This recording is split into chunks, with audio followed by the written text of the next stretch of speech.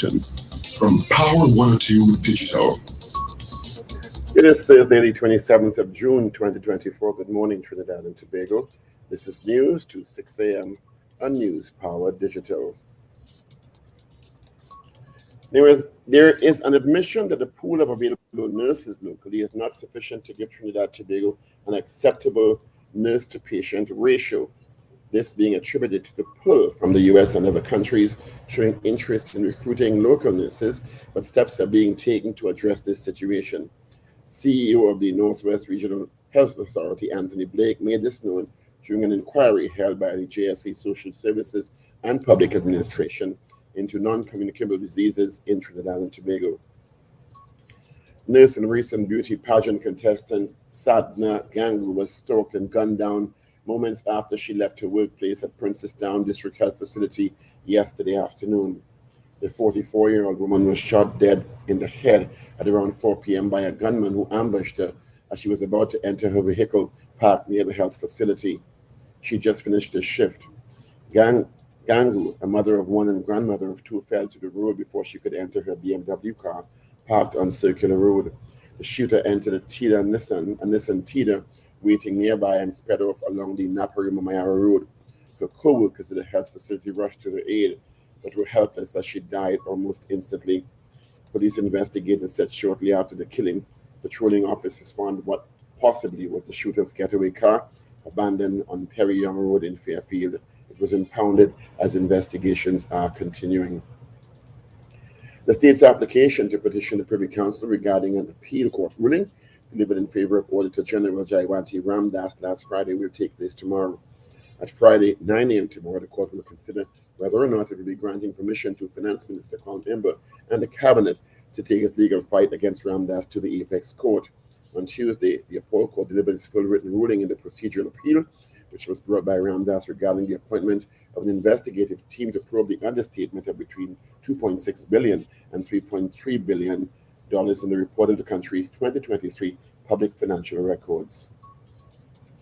National Alliance for Transformation NTA political leader Gary Griffith says the Prime Minister and Minister of National Security should lead by example and take polygraph tests if they want police and other security agents to take these tests. He challenged all political leaders to be polygraphed. Griffith also commented on if he supported former Acting Commissioner of Police Stephen Williams as a consultant to present Commissioner Ula Howard Christopher. He said he does because she needs all the help she can get, but Mr. Williams and the COP Christopher should have been more transparent on the issue. Griffith was speaking yesterday morning on Power 102 Digital. July 1st marks the start of Tobago's Heritage Festival 2024. The annual event displays the distinct culture, beauty, and vibrance of our island's heritage in Tobago. The 2024 theme is we come back to our communities, back to our villages, back to our indigenous Tobago heritage presentations and productions. In news of the region, Antigua, several nurses staged a demonstration in front of the Ministry of Health on Wednesday due to a decision to remove a key official from the Board of Midwifery. Members of the Nurses Association protested the decision apparently taken by the Health Minister, Sir Malwyn Joseph, to remove Principal Nursing Officer Margaret Smith from the board. According to the association's president, Laurelyn Williams, the move was because the NPO refused to do the minister's bidding, choosing instead to carry out her actual duties. And finally, Julian Assange has landed back home in his native Australia after a plea deal allowing him to walk free from a London prison. For the past 14 years, Assange has been taking his legal battle with the U.S. officials who accused him of leaking classified documents, which they say put lives in danger. There were emotional scenes at Canberra Airport as the WikiLeaks founder kissed his wife, hugged his father, and lawyers watched, who were all visibly emotionally moved. And that is news to 6 a.m. right here on News Power Digital. We'll have major news coming your way at 7 a.m. Good morning.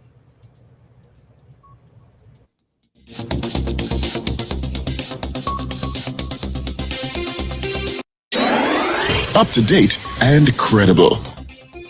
Power 102 Digital.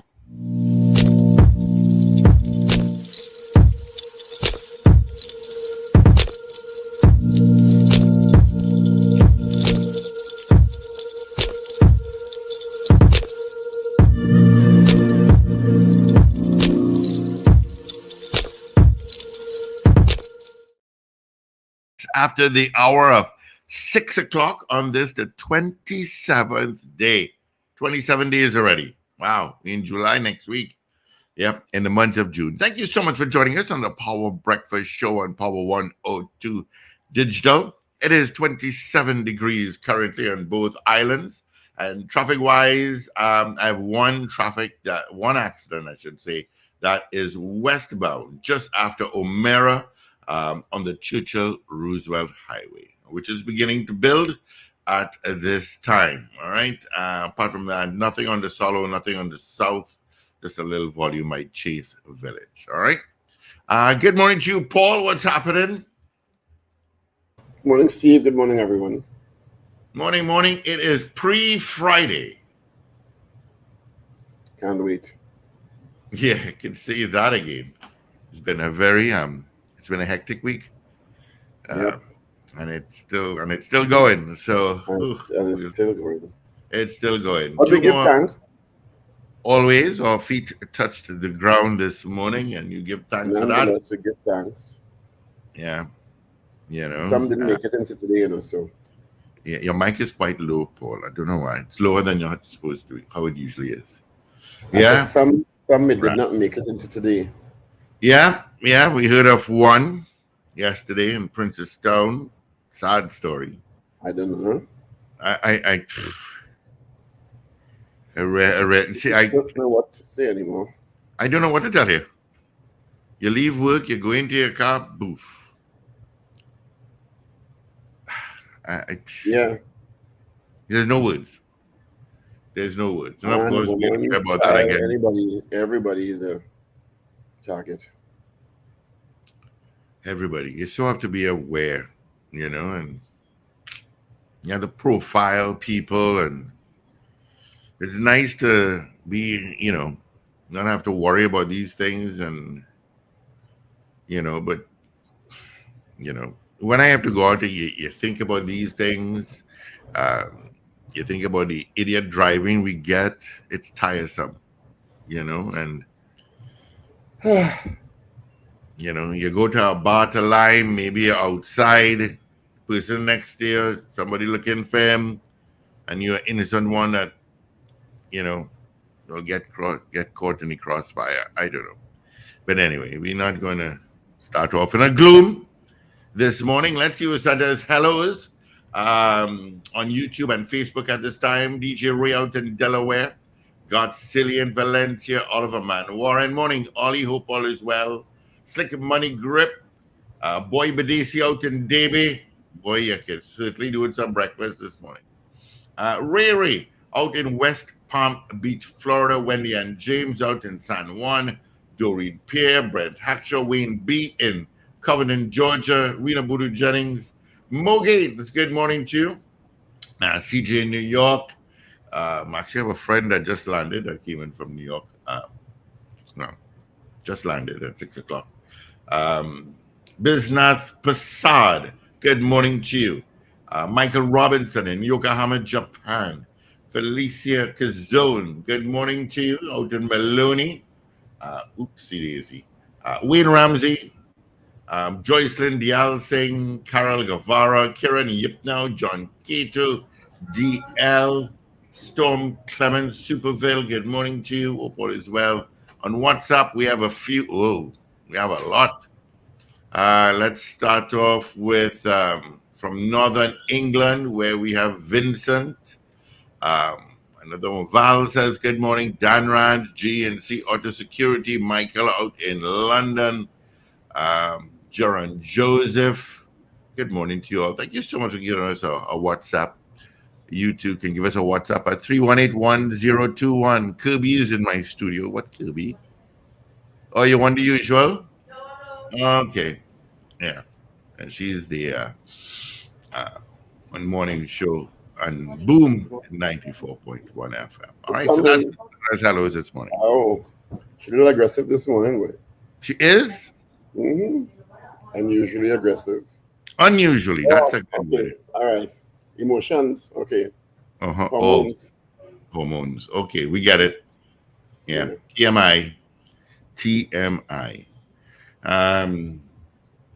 weather-wise, let me just start off weather-wise. There's a system out in the Atlantic that the National Hurricane Center is giving a 70% chance of development. It's heading this way. They're saying it's going to pass somewhere between Tobago and Barbados between Monday and Tuesday. So we should get some rain there. So they say it's beginning. The Atlantic is beginning to pick up at this time as we're in the hurricane season. People need to be careful and ready. Yeah. Because you never know. The storms are picking up. Yeah, I hope the regional corporations alongside T&Tech cut all those branches that may fall on some lines. The last time that happened, we had an island-wide blackout. And I see a lot of lines, especially on Lady Young Road. A lot of lines are all covered, which they need to deal with. Which they need to deal with. Of course, also in the news, well, I shouldn't say also, we have some nervous parents this morning as SEA results. What, today that comes out? No, at midnight tonight. As of midnight tonight. Of course, we will chat with the Minister of Education this morning briefly. Because I know a lot of parents that children start SEA, and they're nervous that the portal might crash. So we'll talk to the minister regarding that. But yeah, and then tomorrow will be celebrations. Is that the first time they're doing this? No, it's not. No, it's not. They should be ready for the kind of volume that will log in at midnight. At midnight, because everybody is going to log in at midnight. Almost everybody. 18,000 parents. Yep. Will log in, so we'll see how that goes. Somebody is asking, who's this? Okay, hi there is who can be an assistant? Okay, I don't know what you're talking about there, Carlos, but yeah. And of course, the presidential debate between Donald Trump and President Biden is on this evening at 9 o'clock. I would not. Yeah, it's 9 o'clock, first one. That's up already? Yeah, 9 o'clock tonight. It'll be quite interesting, but I'll pick up the headlines. And also, who won what was the score from last night's game as Afghanistan and South Africa? Afghanistan made 56 runs all out? I watched it. I know you don't care. A lot of people care, though. I'm not saying no. Karen, what was your final score? Karen will tell me. We had rain. Karen sent plenty licks. Yeah, I bet. Who got the licks? Bangladesh. Bangladesh got licks. But 56 runs, 20 overs. They were at 5 for 1 at one point. South Africa, but they had wickets in hand. It's South Africa. Somebody is saying, what is it? England and South Africa may go to the finals, which is on Saturday, I believe, in Barbados, I think. Yeah. So and that will be the end of the. But it seems like last night's match was quite well attended. Yeah, it had a good crowd. Wendell was there. It seems like it was very well. Yeah, it was well attended. It was in Taruba. Wendell was there. He made he did not drive, but he told me he made good use. Is this the most use that stadium has gotten on a continuous basis? I don't know. Asking. I don't know. Yeah, it could be the most continuous matches I've seen. Maybe because I'm not into cricket, I don't really know. Yeah. Good morning to you, Chris, too, sir. Karen is saying yes. Yeah, it is. I He's, thought so. he's yeah, internationally, yes. Okay. He's a Southman. So. Not surprised, but that's good. I think that's very good. Yeah. I think that's Plus, excellent. Karen is a professional photographer. You can check him out.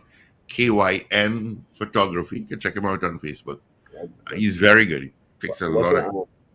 What a moniker for photography, KY. Oh Jesus! Oh Lord! I never even thought of that for KY the photography. Oh Jesus! Good job, Karen. Folks, it is safe to say Paul has a one-track mind. I don't know what you're talking about. I thought my mind was warped until I met Paul. That was it. I reject that decision.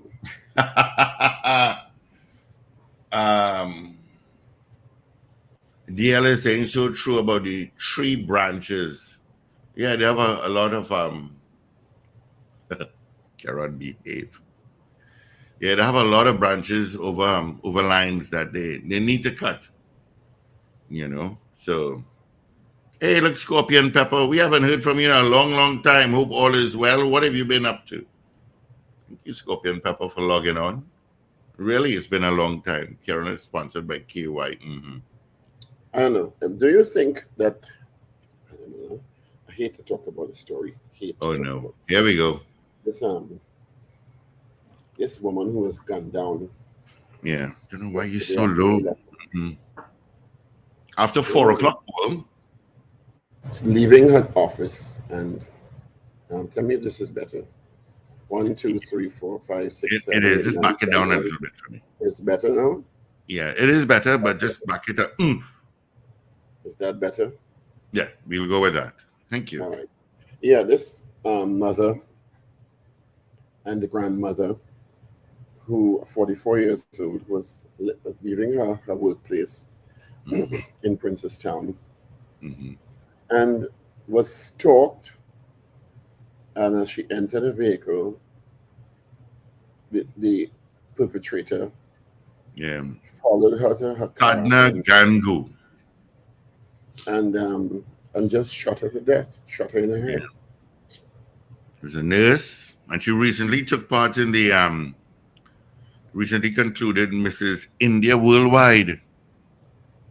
Yeah. I mean, beautiful lady. You know what they will say? A close male relative. You know what they usually say? Yeah. Yeah. Hmm? Yeah.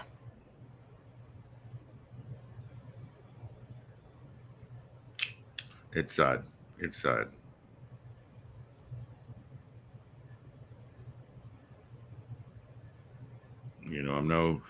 I know pulling up the story here to read it. I mean,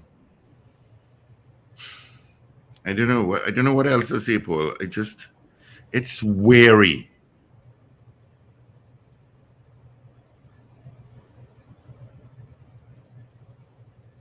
It's just weary. It's tiring. It's very tiring. It's depressing. It's tiring. I don't know. I just don't know what to say again. I don't know what to say again. I don't know what to say. Lots of money is being spent in security to protect us. I don't know what to say again. I do not feel safe. I limit where I go. Well, I think everybody's made those kinds of changes in their daily lives. Yeah. But I mean, what can you do about something like that? There's no way, there's no information that she made a report that she was being stalked. She probably didn't even know. I did not. I'm not reading the article here. I didn't. It's so unfortunate. Condolences to her family. But I'm reading the story here, and it is saying, and this is off The Guardian, that a male relative at the scene told reporters her murder did not come as a shock. What? Yeah, I'm just reading that right now in The Guardian. By an article by Sasha Wilson, and that's what the mail writer said. It did not come as a shock. He did not want to give further details, but he claims police reports were made, and those matters are under investigation.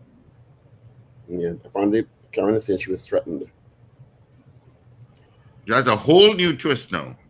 It's just, well, I'm not surprised by that, unfortunately, because But you did say that earlier on just now.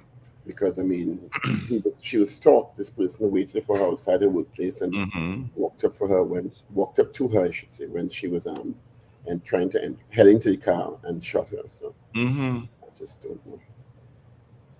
I hope they find this person. I looked at your interview yesterday. Quite interesting interview. Oops. Did that come out loud? I said, wow, we should open the phone lines. Yeah. Yeah, that was something. And also, Dr. Ragoobarsingh has been removed from a WhatsApp group within the UNC. Really? Yes. You have a call. Good morning, caller. Good morning, gentlemen. Morning, pal. What's happening? Morning. Not bad at all. What is unfortunate, and we don't know about the health center incident so far, but in the hospital incident that happened a couple of weeks ago, so today's date, I can't speak for everyone, I have not seen any video footage outside the hospital to help identify the perpetrators that ran into the hospital and gunned down people that was already shot. I await to see if any video will come out to help identify anybody in this shooting. But I clearly if it doesn't have, we need to invest in more CT cameras or maybe private surveillance outside health facilities. What's interesting about that is that when you drive around the hospital, you see quite a number of cameras. Yes. So, particularly by A&E. So, it would be unthinkable to me that there's no CCTV footage of that horrible situation where the person left Belmont, I think it was, when they followed the victims into the hospital compound, and this young man was shot also, the 21-year-old was shot. So I'll be very surprised if there were no CCTV footage, because and you're right, in other jurisdictions what we see is that the police, if the footage is not clear, will freeze a frame and put up the pictures of these people so that the public can join. Yeah, exactly. Identify them. So and I don't see that a lot in Trinidad and Tobago. No, you don't. We have all these cameras, and is it that the camera resolutions are not enough to do that? I don't know. But you're absolutely right, and Paul, you're absolutely right about that too. The person could be standing right next to you in the grocery, and you don't know. Good morning, caller. Yeah, morning. You can. Morning, Mr. Patrick. Ragoobarsingh. I listened to the news where this young lady was shot down, and the family saying it wasn't a surprise. Recently I meeting people who have land and house dispute. Yeah, that's huge. Family by. Yeah, that's huge. You always hear, a big fight with family for a piece of land, or you hear someone get killed and it was because of a piece of land. You're absolutely right, Mr. Patrick. We don't know if that was the case. What going on? I say, but everything that was survive. Yeah. We don't know. You're right. There are a lot of land disputes that we don't know that is the case here. Let's just say that, okay? We don't have that the case here, Mr. Patrick. No. I'm not talking about that situation. You're just talking in general. Yeah, but because you spoke about the two situations together, I don't want people to go with the impression that. Oh, yeah. Another way of saying, but I'm not saying about that. Not that. Look for instance, the young lady too who did the shoot, who from some insurance company bank. Was some dispute, property dispute. You're That's talking about a young lady that lived in San Juan. right. I talked to some people this week here. 4 people, 4 different families going to court over land and house dispute. Mm-hmm. So how there are some people that get so bitter right now with their families?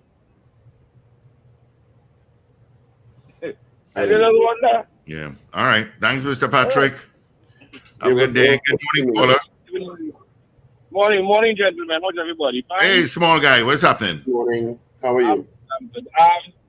Well, you're right about that with the when there's a crime or something up here in America, they release footage, and then you have thousands of people being able to identify the perpetrator. Because they must have some family or some friend who will recognize them and say Somebody say, particularly. Johnny or I saw Tom or something, but every time I brought it up, Richard says something about he doesn't know sure if not sure something against the law they cannot do or something. No, Richard was specifically talking about the supermarket theft thing. But if you see someone with a gun and a CCTV camera in a hospital setting where people were shot, there no question there. No. Right, there's no question there. You're with a gun in your hand pointing at somebody at the time of the shooting. That is straightforward.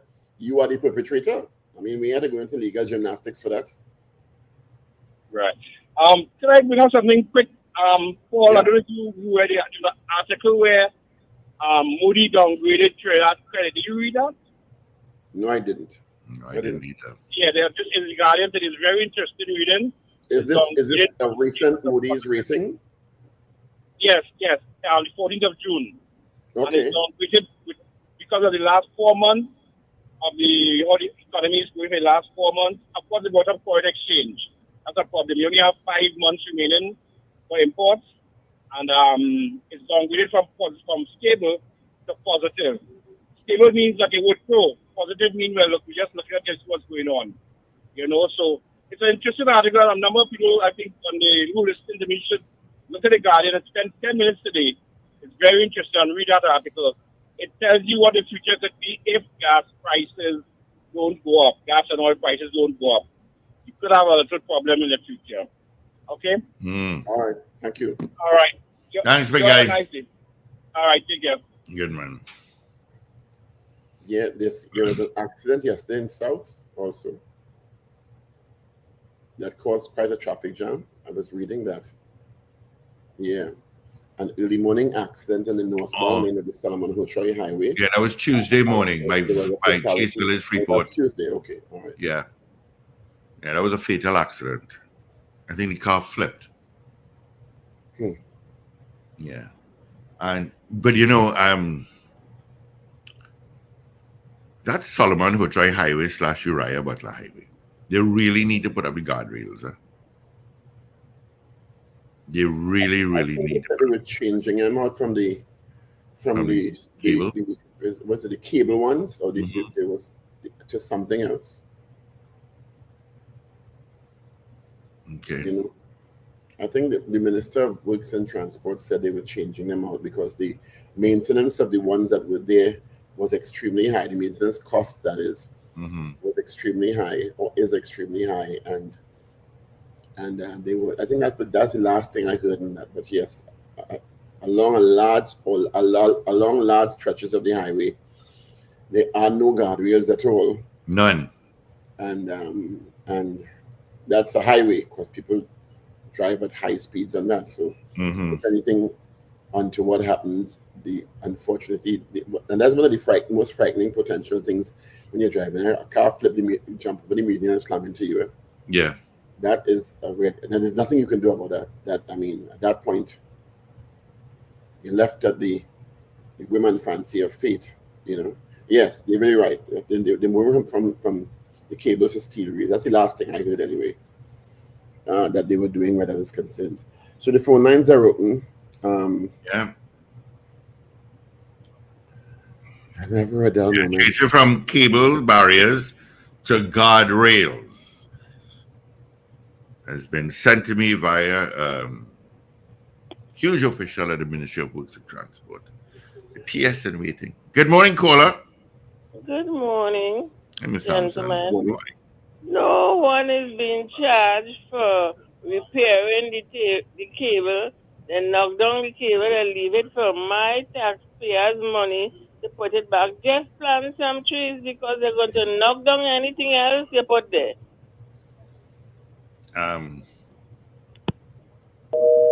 Who should be charged for knocking down the cables? No, but I know in Toronto a buddy of mine got in an accident and he actually hit a tree. And I don't think trees in the medium is the idea. No, trees are definitely not the idea. But when he hit the tree, he got a bill.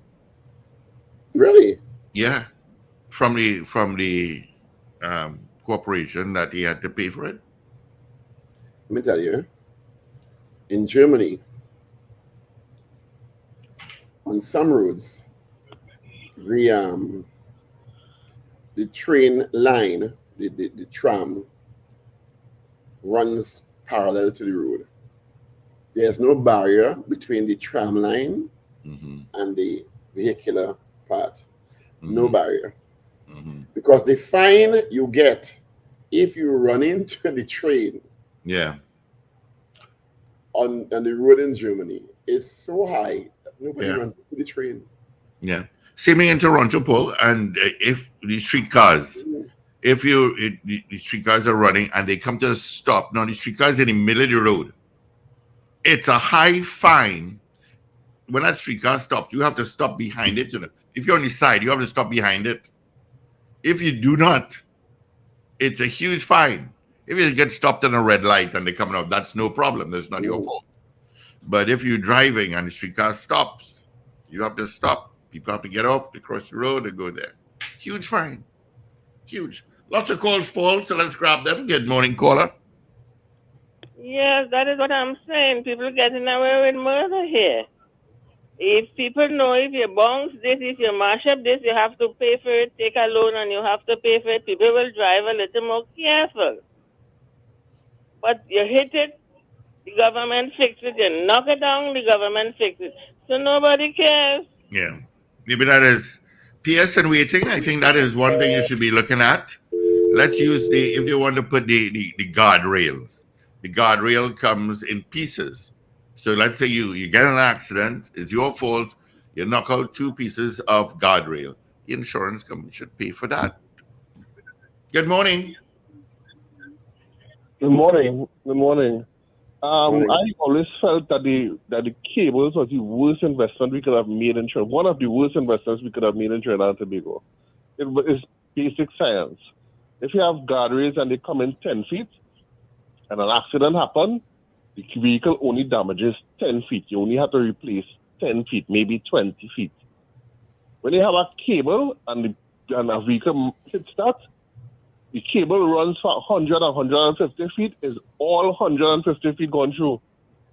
I didn't understand who was the rocket scientist who thought about it, who felt that was a good idea. Well, I know it was Jack Warner, but it was one of the worst investments. But I didn't call for that. I called to remind, also in Canada, and I believe in the US too, if you hit a light pole, you have to, and you survive it, of course, you have to pay for it. Yes, you have to. Yeah. But guardrails aren't something. Well, as you mentioned, Paul, maybe you're right. Maybe the insurance company should pay for it and have them replaced and not the state. Right? Not only that, when there's an accident too, and it does not happen here, and the tow truck comes and picks up the cars or whatever, they also have to clean the road. Right.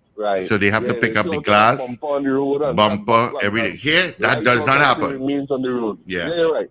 But I want to remind the country through your platform, we are still waiting on an investigation report from the SAS. I don't know if it would remain pending until the next 3, 4, 5 years, but I would like to remind the country we are still waiting on a report from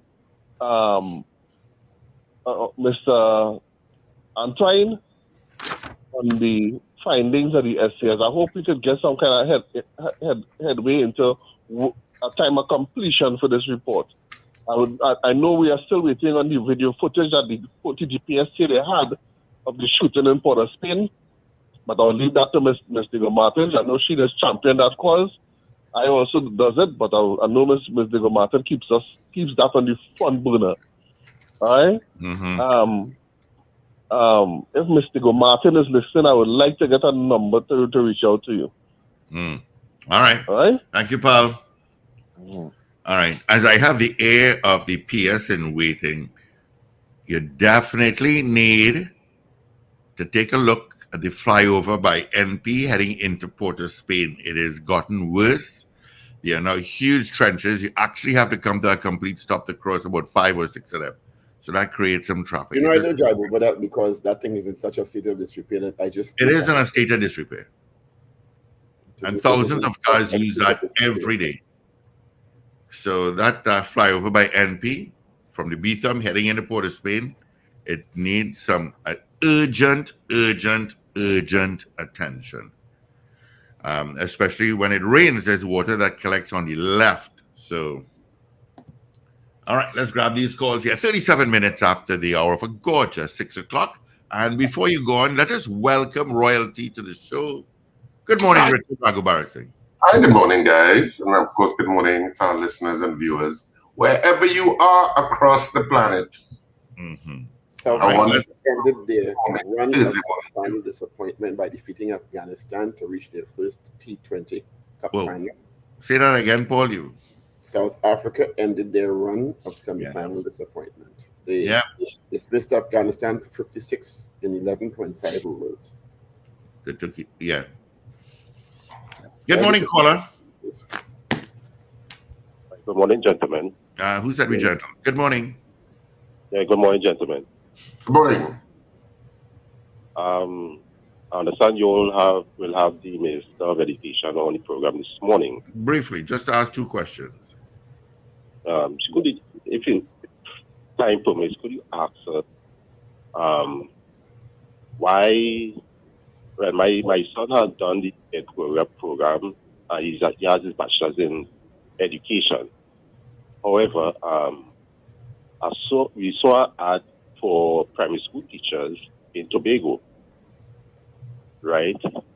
But the problem is he want to apply, but he had to drop it by hand. This day and age, not by email or even post the application. So I'm just wondering if it's a deliberate act by Tobago House of Assembly or whosoever across there. Like we don't want any Trinidadians to apply for the position. Thank you. So the inference, because you have to drop it by hand, is that Tobago don't want Trinidadians to apply? Well, it's a little strange because if it's a teaching position under the Teaching Service Commission, it should come under the Teaching Service Commission and the Ministry of Education, and you should be able to drop it into the Teaching Service Commission headquarters in Port of Spain. So I'm not so sure if it's positions outside of that or something like that, maybe temporary teachers or something. I don't know if you would have a better idea of that, Paul, but shouldn't all positions for teaching positions go through the Teaching Service Commission? Nationally, yes, but I don't know about the relationship between the Secretary for Education in Tobago and what applies, how that relationship works with the Teaching Service Commission and the Education Ministry overall. You know, we have this interesting relationship with the THA under the national scheme, and then the THA administers locally in Tobago. But you're right, if it's a teaching position, to me, it should be a national hiring and then seconded to Tobago or something like that. You understand? Yeah, that's what it should be in my mind. That's why I understand it should work. In my mind, maybe I'm wrong. Maybe somebody could correct. All right, let's grab this call. Good morning, caller. Yes, good morning, gentlemen. Mm-hmm. Good morning. Gentlemen, I am up in arms with that interview yesterday with Mr. Griffith. I think that some people some radio need to pull Mr. Griffith in line. You cannot be a guest and speaking to a host in that disrespectful and abusive and aggressive kind of tone. Mr. Griffith was clean off the rockers yesterday, and the gentleman trying to keep it low, and he's insisting on going on and telling the man about he had no manners, and you're a PNM, and you in this kind of way. I thought that interview would have stopped, because I find he's totally, that is the problem with Mr. Griffith. He thinks he's master of all his over. When he come, he want to take over the whole. You cannot be. That was very disrespectful and abusive. I think the gentleman was under abuse yesterday. That interview should have stopped. In my opinion, this is his attitude. You tell him this is the person we want to run a police force with guns and ammunition. With that kind of attitude, when you disagree with him or you say something that is not in favor of what he says, that is his attitude. What is going to happen with a person like that? That should have been. I think if Mr. Richards was there, I'm not blaming Mr. Thing, but I think if Mr. Richards was, that might not have continued like that, because it was totally out of order. I think Mr. Richards had the patience for that kind of thing. He might have stopped that. Well, I did stop it. Out of order. Bad. Well, I did stop it. Well, yes, at some point. But I mean, except it went up. Well, you is a more passive individual, eh? You're a more passive individual. But Mr. Richard might have bored him. You see, Mr. Richard more spring-loaded. You muted, Paul. Earlier. No, that's just my opinion. I'm not blaming you for anything, because I know you were trying to, listen, always stop it and try to, and whatnot. And at the end of it, the gentleman was still trying to say, well, yeah, so, and I think so, and he continue again. All right, buddy. Thank you. Thank you, gentlemen. All righty. Take care. Hello. Hello. Hello. Good morning. Good morning. Good morning. I agree with that gentleman. I find Gary too disrespectful, and he want to be a prime minister of this country. Come on. And he talking about the prime minister should take a polygraph test. Why he didn't wait when he was the commissioner of police? Why he didn't take it from him? Gary too disrespectful. You all have a blessed day and reach over safe. Thank you, my dear. You have a blessed day as well. Good morning, caller. Good morning, gentlemen. Paul, phone, unmute. You're muted, Paul. Mi amor. Buenos días. ¿Cómo estás, mi amor? Muy bien. ¿Y tú? Muy bien. Listen, I am so, to the gentleman who just said what he said there, hallelujah, amen. And you know just what that Mr. Griffith was accusing Wendell of is what he was doing. Because in the end, Wendell was trying to ask for time to talk, and when he tried to say what then he was cutting in the same way. So I never see people wrong and strong. So I would I don't know. I would like to see the day that person get a chance to get into Parliament. Well, in there, I know what's going to go on more than what's going on there now. Oh, God, Jesus. Father, all right. Put a hand, please. All right, gentlemen, later. All righty.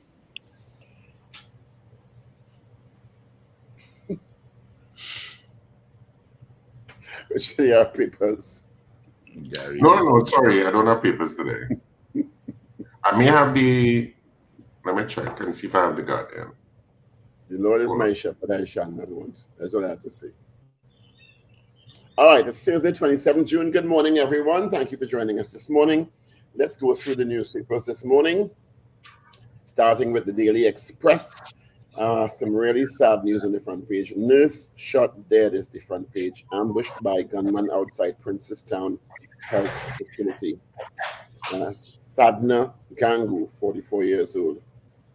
The story says the pain of a woman who was marked for death. She was stalked and murdered outside as she left her workplace. Prime Minister slams investment naysayers. FOIA request issued to Armour's office.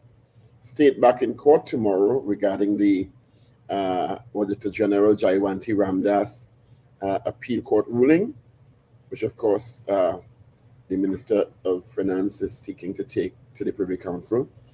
ADB in breach, no pension plan for workers since 1968. Nurse stalked and killed near hospital. Fatal accident causes traffic gridlock to Sando. Man found guilty of sexually assaulting girl. Dad killed in domestic row. Duke facing bankruptcy. You can grab it, Guardian, please, Richard. Sure. So the Trinidad and Tobago Guardian for today, and of course today is Thursday. The weekend begins tonight, people, at a second after midnight. So today is Thursday, June 27th. The main headline that the Guardian went with this morning is, "What about David Lee?" That's the main headline on the Guardian this morning. PM hits back at Kamla over Jindal affair. What about David Lee? That's the headline. So you wanted to turn off your camera? Oh, sorry. I didn't realize it was off. No? Yeah, I thought so. Yeah. What about David Lee? The other headlines, sub-headlines, nurse killed in drive-by shooting, which was a very sad and tragic story that took place outside the Princestown health facility yesterday. Rai kicked out UNC WhatsApp chat. So he's out the WhatsApp chat. So that says it all. When they off that chat, apparently, maybe that's it. I don't know. But also, that's it for the front page of the Trinidad Guardian. Those were the three main stories on it. And on the back page, Wendy's Women Level Series. That's the main headline on the back page. And the main picture, of course, is of the Euro 2024 match between Turkey and the Czech Republic. Over to you, Paul. Go to the Newsday now. The same sad stories on the front page of the Newsday. Nurse killed at health center. A picture of this beautiful woman. Apparently, she entered a beauty contest over the weekend. No charges yet in baby Zavi's death. Rowley defends Jindal, PNM doing best for TNT's future. ADB breaching Act of Parliament, no pension for retirees after 56 years in existence. Young Trinidad and Tobago's gas deals are firm. Whoever wins the US and Venezuela elections.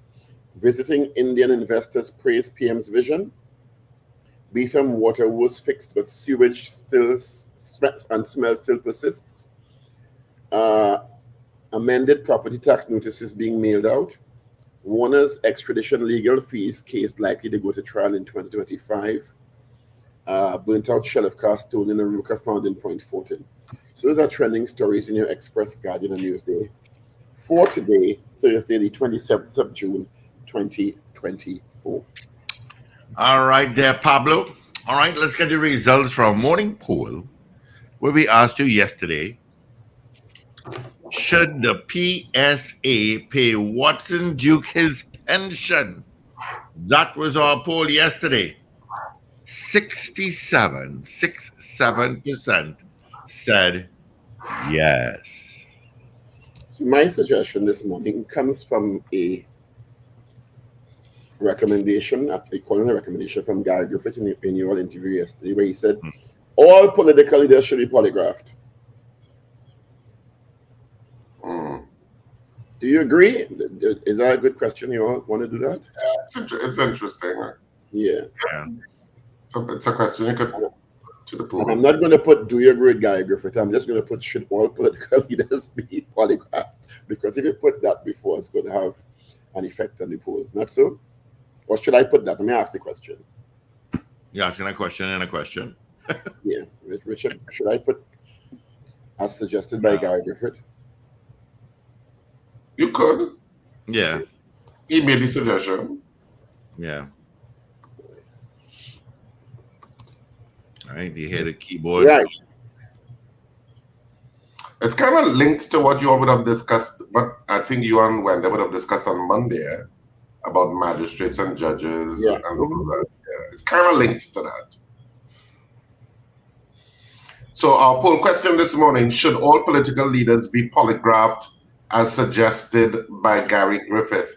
That's our poll this morning. What says you? Should all political leaders be polygraphed as suggested by Gary Griffith in our interview with him yesterday? 222 Talk, 222-8255, North Americans, 866-525-1099.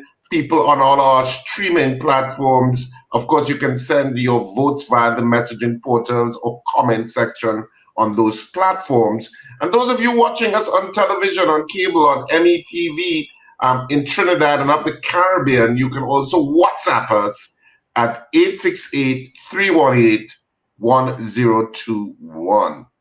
All right. Kieran says yes to Gary's poll. Slick Money Grip says no. J97, yes. Brent Hackshaw, yes. Karen, good morning to Karen, yes.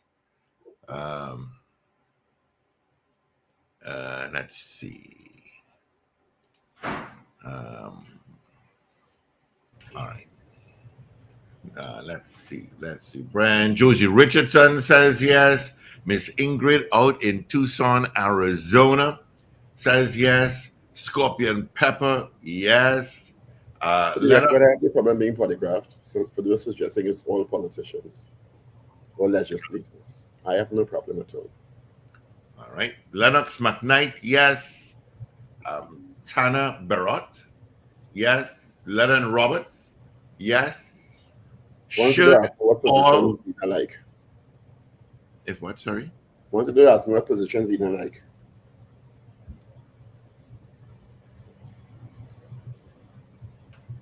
In the polygraph test.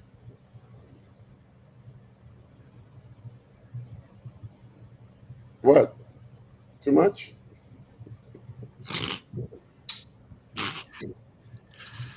Should all political leaders be polygraphed as suggested by Gary Griffith? That's the poll, people. All right. Let's see. Keith Clark, yes. Hector, yes. Anderson, A.K. Matthews, yes. DL, yes. I did Leonard Roberts. All right. Let's check WhatsApp.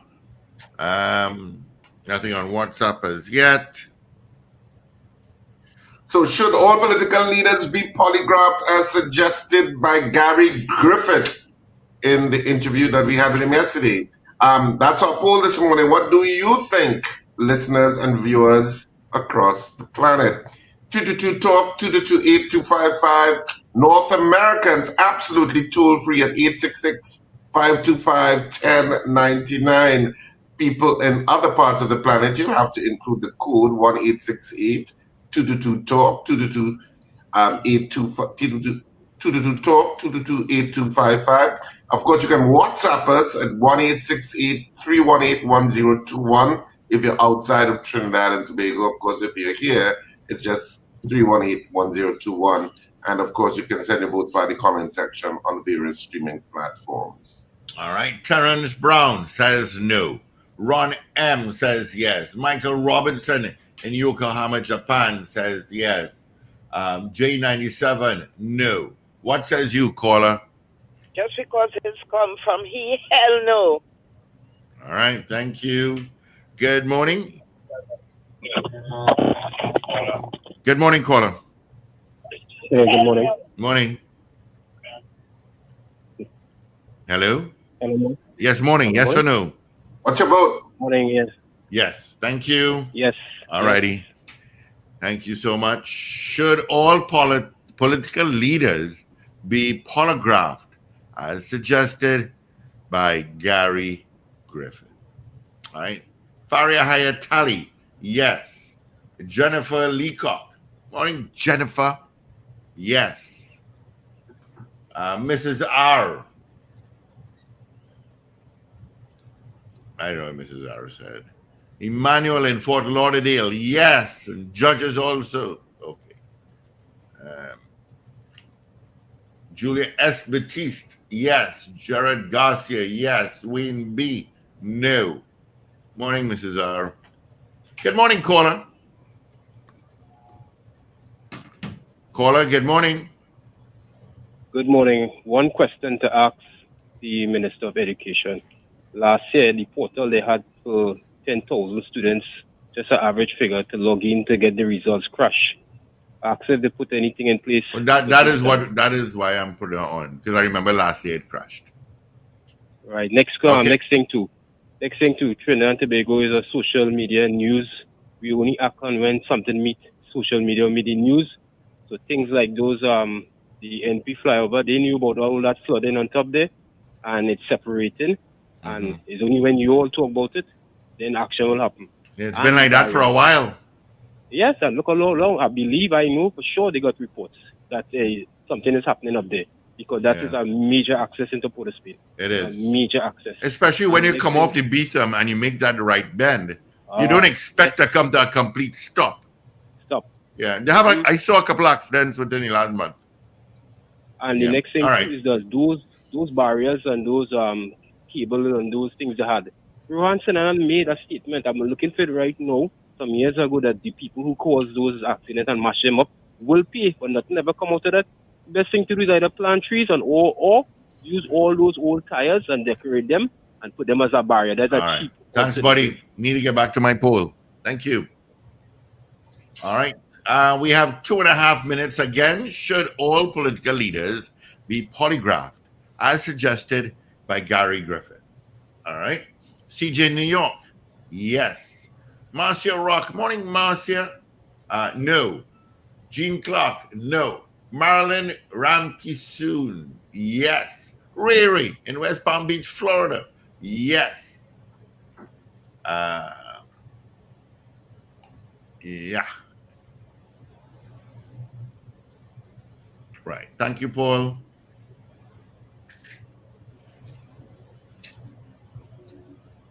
So we're still taking your votes as we head towards the 7 o'clock news this morning. Good morning, Mrs. R, by the way. Good morning, CJ. Good morning, Ray Ray. Good morning, Julia Esbertis. All people off the top of my head. Should all political leaders be polygraphed as suggested by Gary Griffith? That's our poll this morning. What says you? 222 talk, 222-8255, North Americans 866-525-1099. People on the web and streaming platforms. You can send your vote by the comment section on those platforms. And of course, you can also WhatsApp us at 318-1021. 868 is the code before if you need it. 318-1021. Our poll is right there in front of you. Should all political leaders be polygraphed, as suggested by Gary Griffith? Poll for long, Stephen. Okay. Yeah, he I did. was crying the news for him. He fell down. You heard the big bang. With that weight, I felt the ground shake a little bit.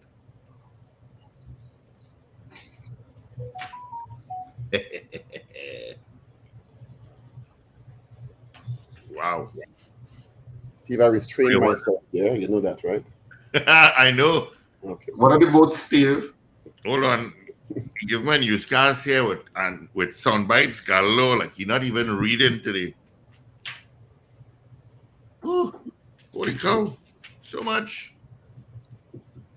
Well, it only have 24 hours in a day. All right, let me check here. Here we go. Alistair Hart, yes. Lester Crigwell, yes.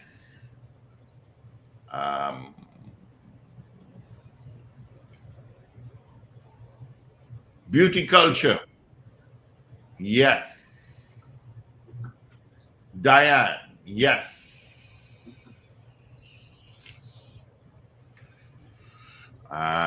Cascade St. Anne's, yes. Somebody said, good morning, Steve. No. Who is that? It's Black Pearl. Morning, Black Pearl. Hope all is well. Be safe. Alistair Hart, yes. You said Alistair Hart already? I did, yeah, I said so. All right, let me go and pull my bites for news. Any on WhatsApp? No. I don't think Paul reading today, yes. The amount of clips you have. Whew. Let's play some clips.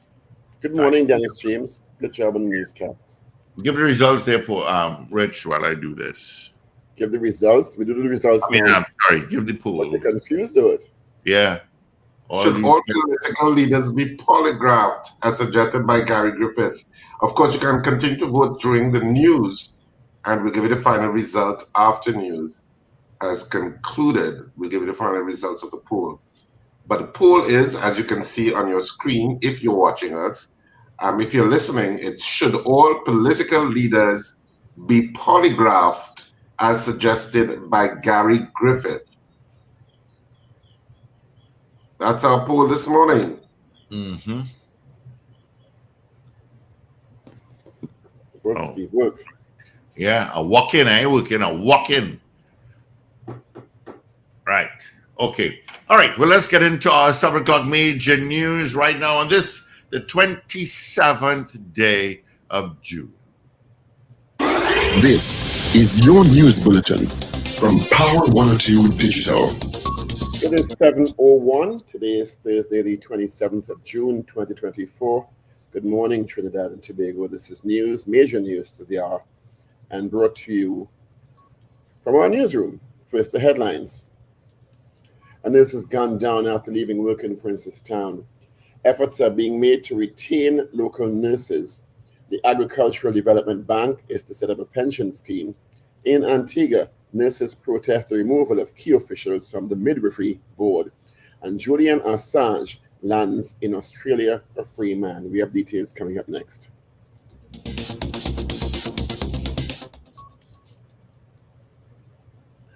This is news to 7 a.m. right here on News Power Digital. Good morning. A nurse and recent beauty pageant contestant Sadhna Gangu was stalked and gunned down moments after she left her workplace at the Princestown District Health Facility yesterday afternoon. The 44-year-old woman was shot in the head around 4 p.m. by a gunman who ambushed her after she was about to enter her vehicle parked near the health facility. Gangu, mother of 1 and grandmother of 2, fell to the road before she could enter her BMW car parked in Circular Road. The shooter entered a Nissan Tiida waiting nearby and sped off along the Napari Mayara Road. Her co-workers at the health center rushed to her aid and were helpless as she died almost instantly.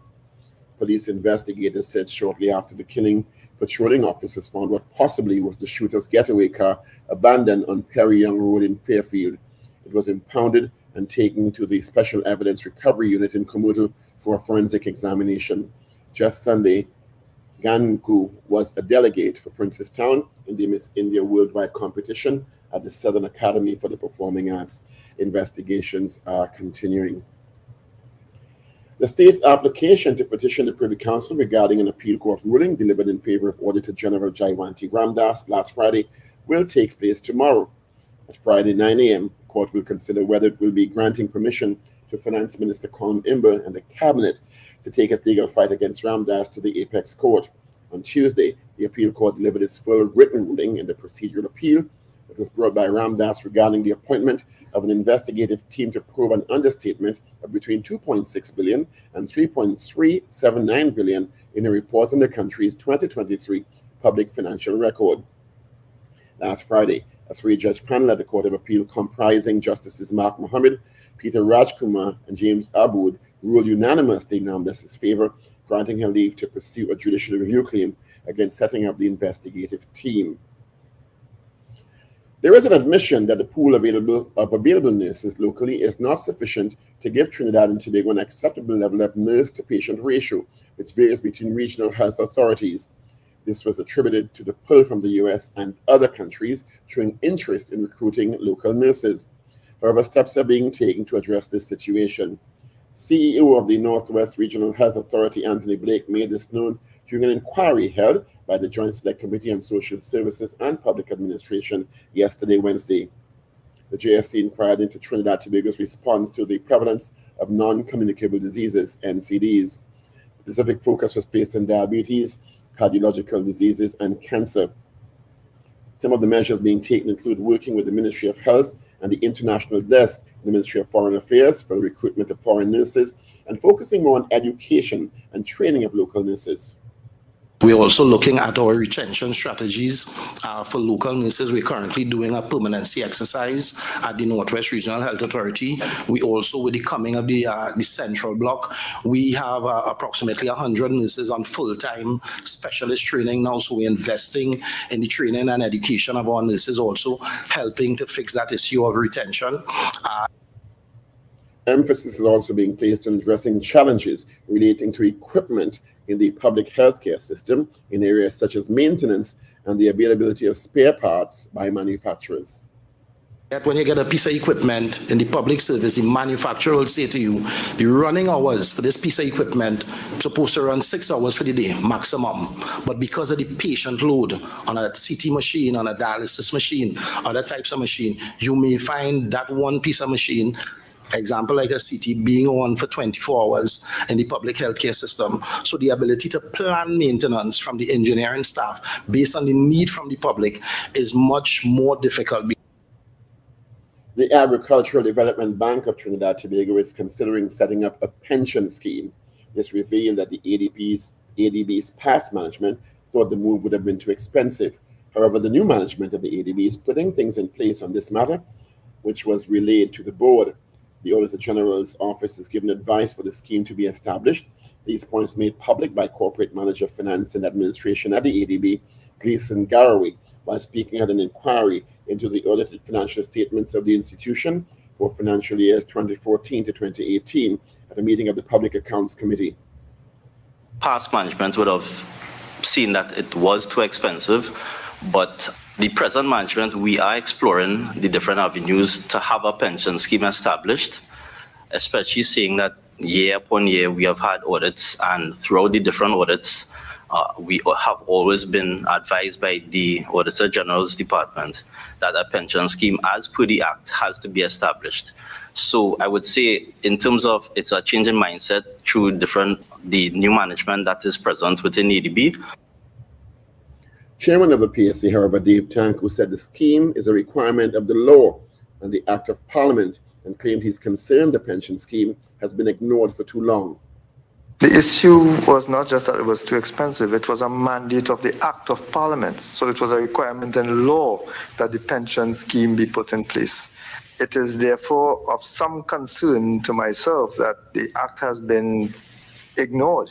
An Act of Parliament, which makes this a prerequisite for the operations of the facility, has been ignored over an extensive period of time. I was trying to find out how long, what was the date on the Act which mandated this pension scheme be established. But Gary was asked when the scheme will be set up, to which he responded by the end of the financial year. By the end of this financial year, I expect the information to be sent to the board within the month of July. So by the end of the financial year, decisions should be made in terms of the type of pension scheme that will be established. And I would think that by the end of the next financial year, which is 1st of October 2024 to September 30th, 2025, and pension scheme will be established. National Transformation Alliance political leader Guy Griffith says the Prime Minister and Minister of National Security should lead by example and take polygraph tests if they want police and other security agents to take these polygraph tests. I will lead by example and say, I am willing to be polygraphed, and if I am doing it, each or all of you all should do it. That is what is lacking. He challenged all political leaders to be polygraphed. I am challenging all political leaders, let us all be polygraphed. And simple questions: are you involved in aiding and abetting in criminal activity? Have you financially benefited from criminal activity, whether it be firearms or getting state material that I utilize on my own? Have you been involved in turning a blind eye to allow persons to financially benefit from crime? Why would any political leader or politician not want to be polygraphed? Griffith also commented on if he supported former acting Commissioner of Police Stephen Williams to be used as a consultant, and said President COP Earl Herwood Christopher needs all the help she can get. But Mr. Williams and the COP Christopher should have been more transparent on the issue. I will lead by example and say, I am willing to be polygraphed, and if I am doing it, each or all of you all should do it. That is what is lacking.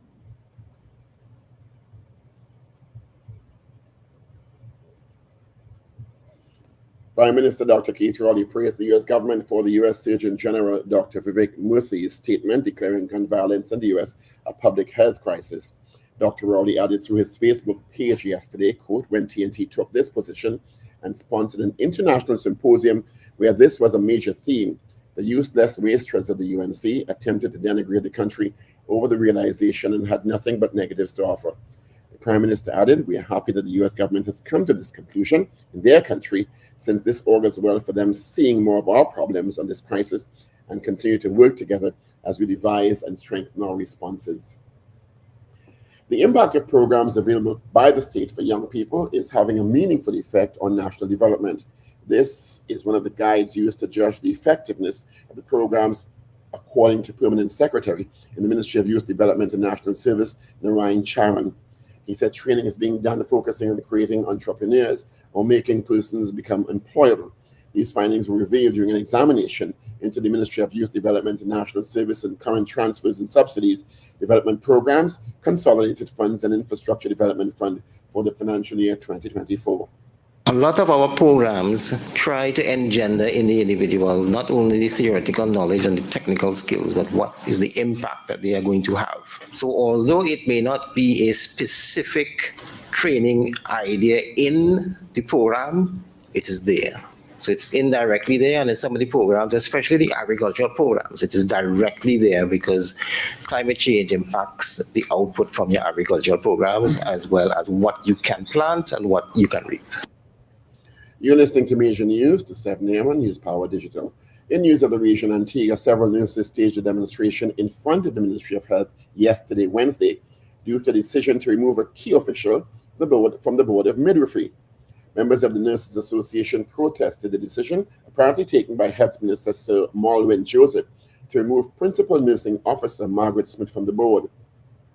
According to the association's president, Laurelyn Williams, the move was because the NPO or the PNO refused to do the minister's bidding, choosing instead to carry out her actual duties. We say no to Mr. Minister. We say no, put the principal nursing officer back on the board so she can regulate midwifery in this country. She is the head of nursing and midwifery in this country, the highest position, and it is an insult to the profession of nursing. And we are not going to sit back and allow the minister to single-handedly put a board in place to get what he wants. We are an autonomous body and the minister must listen. Finally, internationally, Julian Assange has landed back in his native Australia after a plea deal allowed him to walk free from prison. For the past 14 years, Assange has been in a legal battle with the US officials who accused him of leaking classified documents, which they said put lives in danger. There were emotional scenes at Canberra International Airport as the WikiLeaks founder kissed his wife and hugged his father, his lawyers watching visibly emotionally moved. Julian needs time to recover to get used to his freedom, Stella Assange said in a news conference shortly after her husband arrived home. We celebrate because today Julian is free.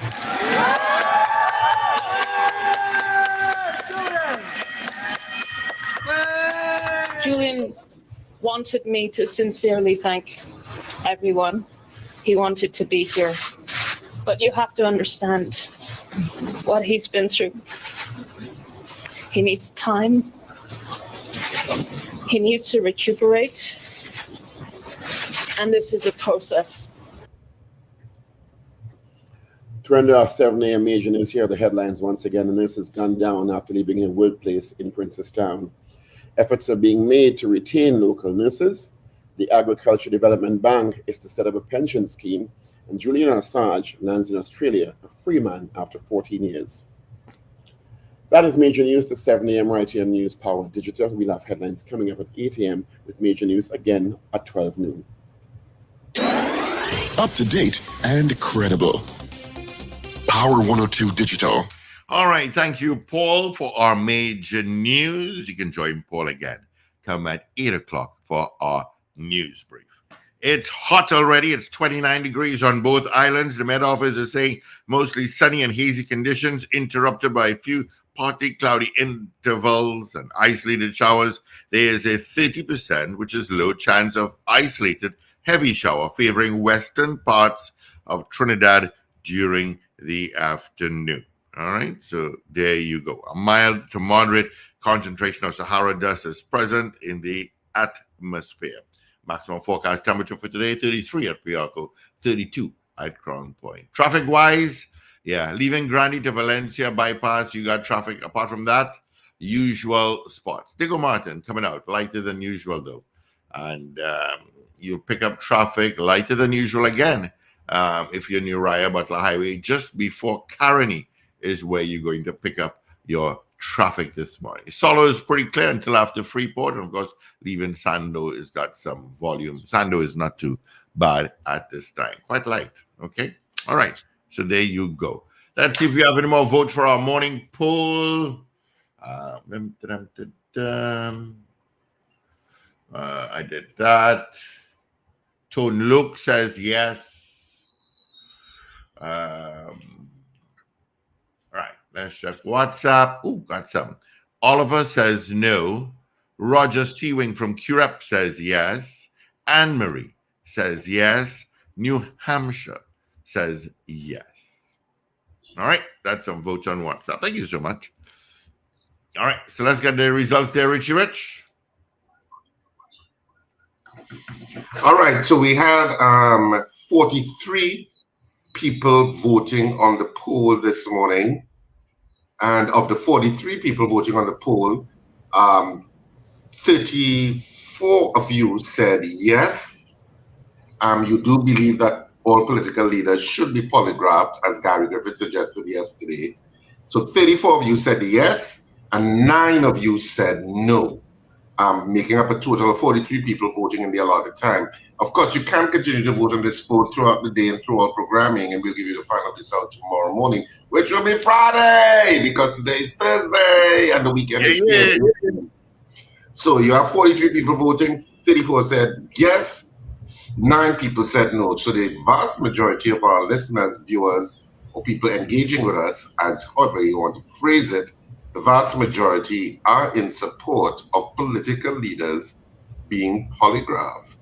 And I agree with it, because I think if we're asking police and security agents to offer themselves to show that they're transparent and not corrupt, why shouldn't politicians generally be polygraphed? You understand? Mm-hmm. So is only police and army and Coast Guard involved in corruption? I don't think so. I think it should be customs and excise. You understand? All that. Potentially PSs. Why not? Judges, magistrates. I don't know. I am conflicted about it. I ain't conflicted one bit. I'm conflicted because, to me, what does it say about your society? It says that we're dealing with a practicality and an issue that will hopefully be able to be reversed if people feel there are consequences to what is the robustness of your selection process? If you're selecting somebody to be a judge, if you're selecting somebody to be a magistrate, if you're electing people to office, the scrutiny comes from people's records, or should come from it, and how they carry. How that works out for us?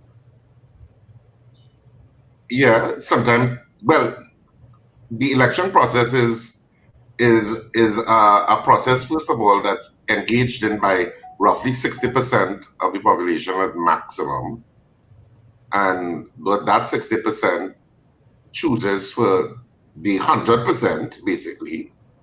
And sometimes, the choices can be queried. Sometimes people change after they get into power, and you should have checks and balances. And sometimes people may be corrupt before they get elected. Yeah, but you should have checks and balances on power in terms of your constitutional framework. That's what you should have. Are you comfortable with the present checks and balances? I think the checks and balances can work. I think they can be more robust, but I think what we have now is not to be scoffed at. And I'm just saying that once you have the robustness of checks and balances, that's what keeps power from, being absolute. But you can't go through a process of this is my opinion, you can't go through a process of asking people to go through lie detectors when that's not admissible in court.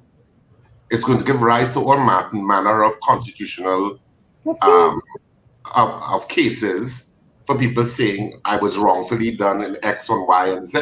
So to me, just clutters the system with an unnecessary thing. Should it be done for key things? Yes. And national security is a key thing. So absolutely, I can see the validity of it there, especially if you're going into certain key units. But just saying that you're doing polygraphing for every single position in the hierarchy of governance. Parliament is not a key position. Yes, and that's why I'm saying the checks and balances. That's where it has to come in. Because people can still refute it. You may have more.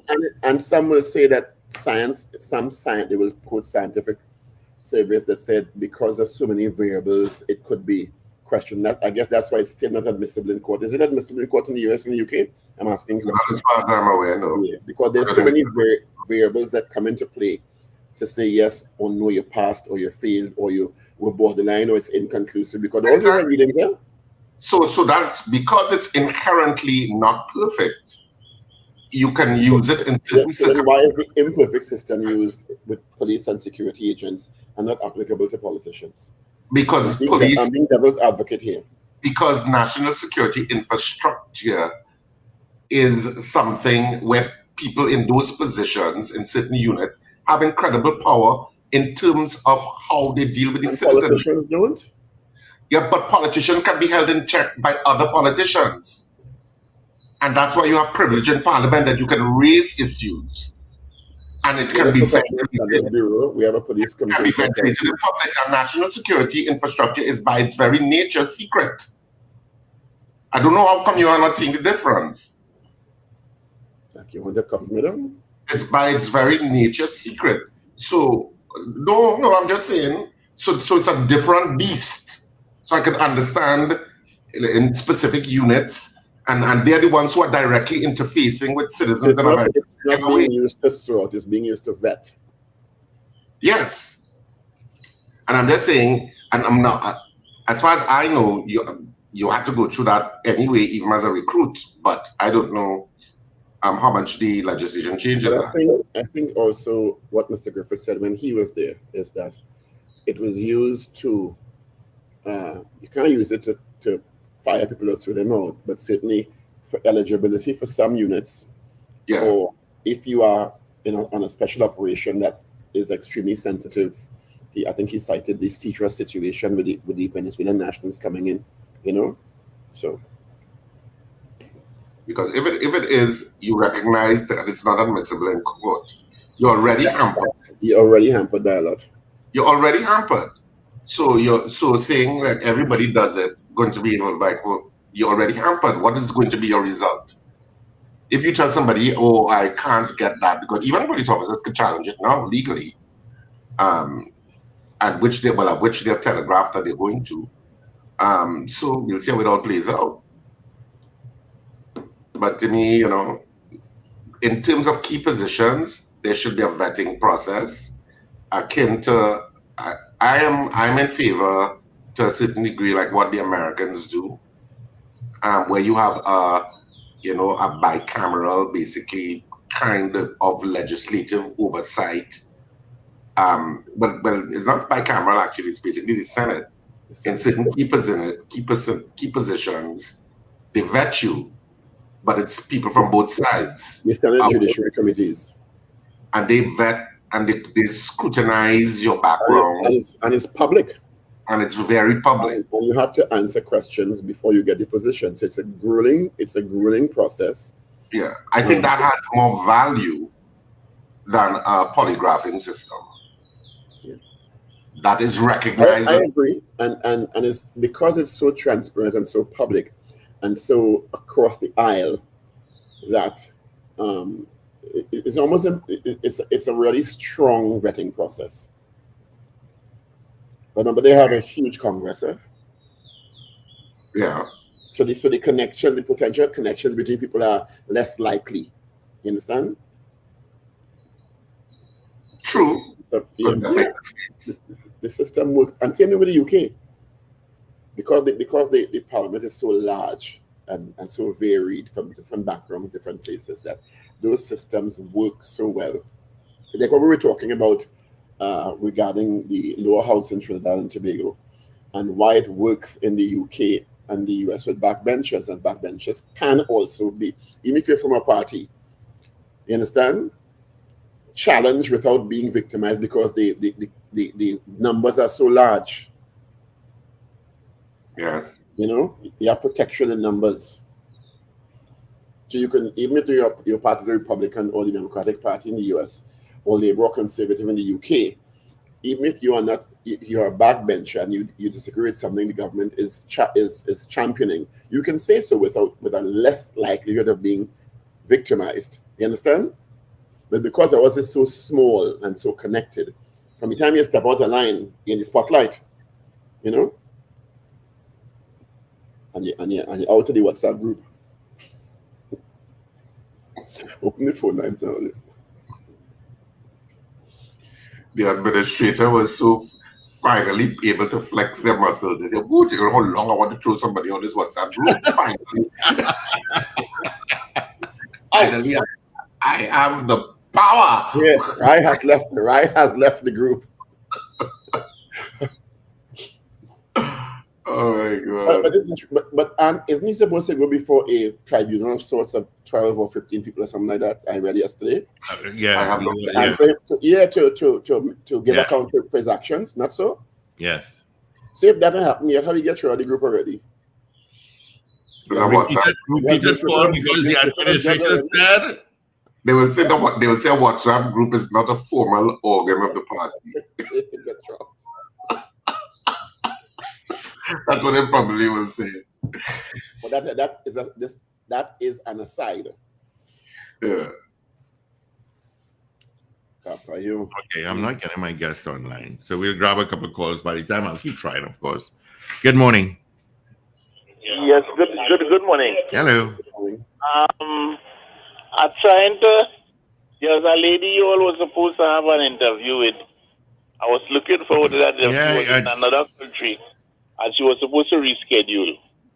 You know, I will reach out again, because I tried on the weekend and didn't get through, but I will try to have her on by next week. So she said when she came back into the country that she would facilitate us, because she's agreed to the interview in principle. Yeah, that Thank you for reminding me. Okay, gentlemen, thanks. All right, take care.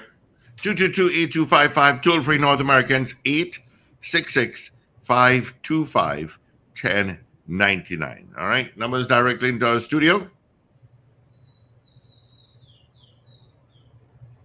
Ragoobarsingh gets frozen in sort again. Frozen in thought. You just look at our camera and don't move. Yeah. If you didn't use to blink sometimes, we wouldn't know if the camera frozen in. He's fit. Frozen in thought. Yeah, but you're practicing for a role or something, or what? No, I'm just being professional. Oh. Well, that's professional. Seeing the camera. Maybe he's trying to be a mannequin. I give you a cue there. Practicing for a role. Oh, okay. Actually, speaking about practicing for a role, theatre will be back on Sunday, 14th of July, which is a little bit away because we're in the month of July yet. But on the Sunday, the 14th of July, the play Love is a Walk will have its final showing at Napa. One show, this is the final show as we move on to another production. So Love is a Walk will be on for one night only at Napa, the final show on Sunday, the 14th of July at 6:30 p.m. Tickets will be $200 and $250. And of course, tickets will be available at the Napa box office, I think from next week, and will be available from 11 a.m. to 6 p.m. daily at Napa. And of course, our usual outlets, which I'll tell you then as we get closer to the show. But you could keep informed by subscribing to RSRR Productions theater page on social media. There was an RSRR Productions page before the RSRR Productions theater page, which was commanded by people who felt they wanted it more than us.